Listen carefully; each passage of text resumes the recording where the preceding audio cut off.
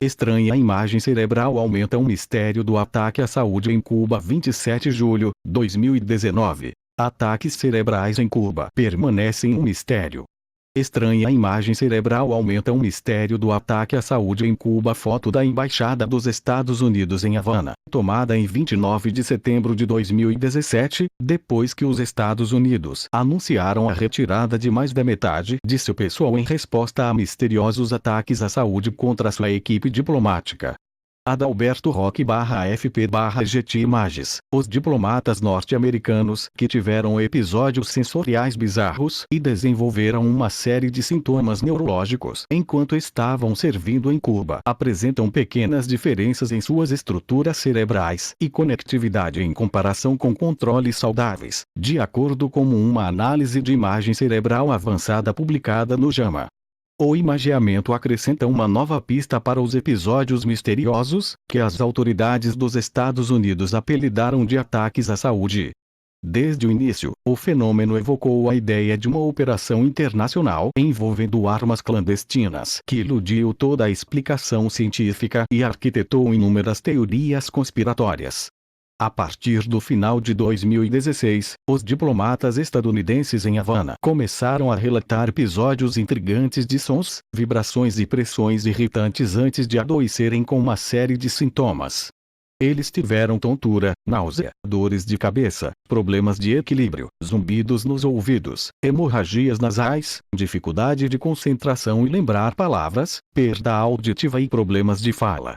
A maioria dos funcionários da embaixada foi chamada de volta para os Estados Unidos, enquanto várias teorias sobre o fenômeno circularam. As teorias vão desde a existência de uma arma sônica duvidosa, até a doença psicogênica em massa, até agentes infecciosos, exposição a substâncias químicas, equipamentos de vigilância com defeito e uma mistura de estresse e grilos. Mas nenhuma explicação clara para as experiências dos diplomatas ou seus sintomas foram encontrados. E enquanto isso, diplomatas na China começaram a relatar episódios e sintomas semelhantes e foram evacuados. No início do ano passado, uma equipe de especialistas médicos da Universidade da Pensilvânia publicou uma avaliação clínica preliminar de 21 indivíduos afetados. Eles conduziram extensas avaliações dos indivíduos e concluíram que, em geral, eles pareciam ter sofrido danos às redes cerebrais disseminadas, sem um histórico associado de traumatismo craniano. O relatório reforçou a preocupação com os casos estranhos, mas também gerou críticas. Alguns neurologistas disseram que a equipe fez com que seus critérios para alguns dos problemas neurológicos fossem muito amplos, encontrar deficiências quando, talvez, não houvesse nenhuma. A equipe respondeu dizendo aos repórteres que eles tinham mais dados do que o governo dos Estados Unidos permitiu que eles incluíssem no relatório inicial, e que os critérios eram mais sutis. Em vez de usar limites padrão, eles usaram o que era considerado normal para cada um dos pacientes. A nova análise de imagens cerebrais, publicada pela mesma equipe da Penn, provavelmente não resolverá nenhuma disputa. Na verdade, isso só levanta novas questões. Imagem desfocada para nova análise. A equipe usou 3 tipos de técnicas de imagem para obter informações detalhadas sobre os cérebros de 40 indivíduos afetados em Cuba. A primeira técnica foi a recuperação de inversão atenuada por fluidos 3D padrão, de sigla em inglês, FLIR, que permitiu à equipe calcular o volume de matéria branca e cinzenta no cérebro de cada paciente. A segunda foi o Diffusion Tensor Imaging, DTI, que utiliza a difusão de moléculas de água no tecido cerebral para coletar informações sobre a integridade dos tecidos e microestruturas.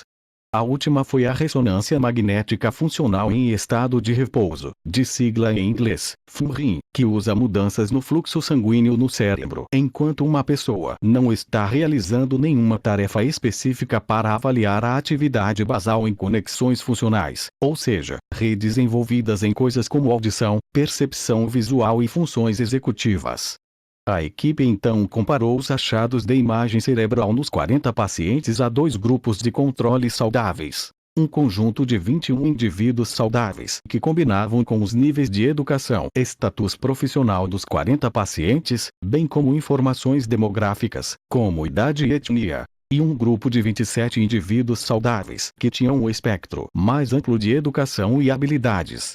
No geral, os pesquisadores descobriram que os 40 pacientes tinham, em média, volumes ligeiramente menores de matéria branca total em seus cérebros em comparação com os dos grupos saudáveis.